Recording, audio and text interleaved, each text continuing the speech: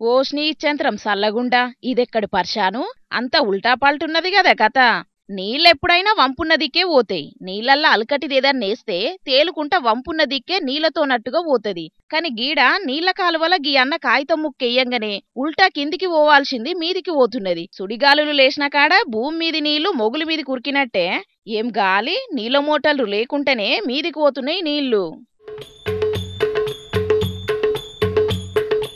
ఛత్తీస్గఢ్ రాష్ట్రం సర్గుజా జిల్లా mine pot కాడ కానొచ్చిందుల్లా ఈ ఇచ్చేంత్రం. ఇదైతే ఎప్పటిసుందో ఉన్నదట గాని ఇప్పుడు రీళ్లు వేసుకుంటా ఇంటర్నెట్ల తిప్పేటాళ్లకు ఈ నీళ్ల ప్రవాహం కంటే స్పీడ్గా మస్తు వైరల్ కాబట్టింది వీడియో.